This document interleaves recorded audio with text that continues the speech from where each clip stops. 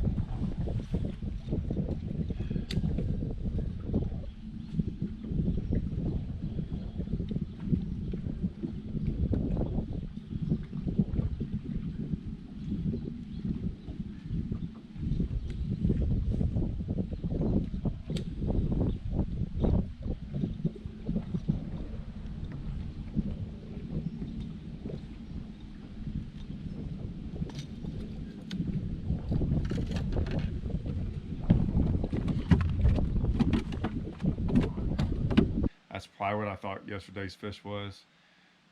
That would have given me probably 2.5 more pounds. I probably would have had 10 and 11 pounds yesterday. 10 and a half, 11 pounds. Um, so I basically would have had the exact same weight and maybe a little bit more. I don't know, because I had a one. I guess I call them they're 1 pound spots. I don't know really how big they are, but you can weigh in 12-inch spots here. I weighed in two yesterday, two today.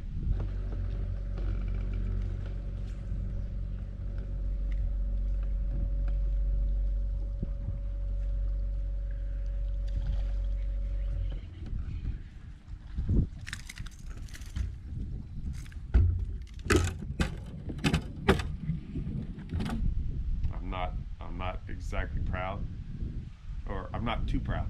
I want to rephrase that. I'm not too proud to weigh them in. They are what they are. There's a lot of guys that did not catch a limit both days. I'm sure they would have loved to have had one.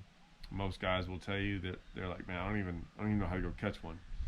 Um, I didn't really fish for them today until I had four, and I changed what I was doing. I changed to a smaller topwater, not to try to catch a spot. Just I wasn't getting bit. I went like 2 hours without a bite, and I was going, man, something's. And it got real calm where I was at, and I literally switched and instantly started catching little ones, and then instantly started catching a spot. Then I caught my second biggest one when I did that.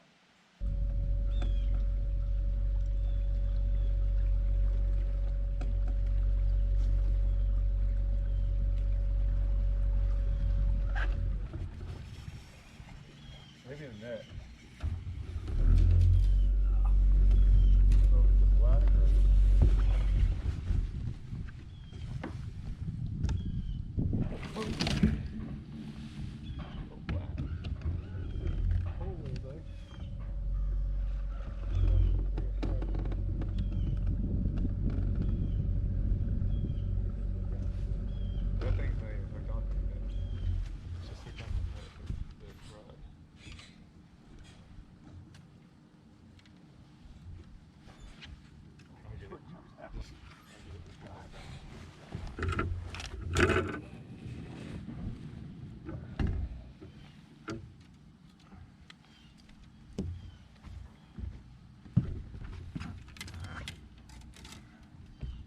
And so that gave me a limit. And then I think I culled a spot with another spot. I might have caught another one that I didn't even worry about checking. So it was just like I said, yesterday I probably had more bites. Today started off good. Caught my big one first. No, second. I caught a spot right off the bat, and then I caught that one within like the first 20 minutes. I will say, I told you that morning time it seemed like it was a little bit better. Here's the crazy part. Now I've been down here. I've told you I've been down here a lot. This was I really want to explain this to you because this is what I really want to talk about in this whole fishing deal because despite what I was doing and all that, it, how do I explain this? Yes, you have to know what I was doing. But in my opinion, I don't think about stuff like that. Like, that's not where my mind goes. My mind goes to why I did certain things and why they weren't doing certain things and things like that. Like the why, not the how. I I could drive home tomorrow. It's going to be 9.5 hours, and I'll think more about the why, never the how. Now, in YouTube, 95 or 99% of videos are the how to, how to, how to. Man, I could tell someone what to go do, and they sure don't catch a limit. Maybe they go out there and catch 20 pounds. I doubt it. Um, it's irrelevant. It's the why. It's the why you do what you do. And so my point to all that is this. Every time I'm down here, I somewhat figure out the pattern. Like there's a pattern to it all. There was sometimes that pattern's really easy. Not really easy, let me explain this. Sometimes the pattern is I can see it. I can drive up and down the lake, or like I can look at the map, or I can do both at the same time. I can do all that stuff. I can do it when it's cloudy. I understand really quick what to do when it's sunny. It's not that big of a. I'm not saying I'm going to change too much, but I know where I'm going to get bit more. I know if I need deep water nearby. I know if I need flats. I know if I need points. I know if it's small pocket, big pocket. I know if I certain rock, the backs, the fronts, all these different things. Like that to me is more important than everything else. I know this is what I know. Main Lake was horrible. I don't think I caught a single largemouth off the Main Lake. Very rare. That almost never happens. Backs of pockets, horrible, as usual. I'm not worried about that. Stretches didn't matter. I never found a good stretch the entire time I was here. Sometimes, and it was so bad at times that I get that, but there's times where it's like you get 2 or 3 bites in a pocket, or 2 or 3 bites on a stretch, or like every dock has fish on it, something like that. Never found that. Never found that. Both bites, both big ones I caught each day, and I'm not saying they're giant, but both big ones I had each day came on nothing. I mean, I would just fire up there on the bank and they would be there. And I couldn't duplicate it. I tried. I thought there was a small pattern. I think there was. I think there was a small pattern in it. It's like, this is the way I look at stuff. It's like, take every creek, not too bigger creeks, but take an average sized creek, one that you can pull in and see the back of. So it's, I don't know, 1,000 yards at the most, maybe 1,500 yards. So big enough creek, has 100 boat docks in there, but you're not going to fish the whole creek pocket. And I always break them into like thirds. You got the front part, the front that first section. You got the middle section, and then you got the back section. Well, the back section usually is not any good. It is for flipping sometimes, but that's not what I was doing. The front section is usually pretty good. It seemed like they were in that middle section, which is the hardest because it doesn't look like the front, and if you go too far back, the back it starts flattening out and it's not right. So like, but that's where I felt like most of them were, and I don't like that. I don't like the middle section. The middle section is the hardest because you don't really know where it begins or ends. Does that make sense? Like the back ends. The front, I mean, as soon as you pull off the main lake, there it is. Like, run the main lake, there it is. Like, you know where to start, and then you can kind of judge when you want to stop. The middle, you never know when to start or stop. So it takes you a lot longer. And the middle section is usually the most boring section. It's the straightaways. It doesn't have points on it. It's just, you know, that I know that's a lot, guys, but I'm just telling you that's what it felt like. And I tried to make that happen today. Surprisingly, I literally started in a pocket I've never fished.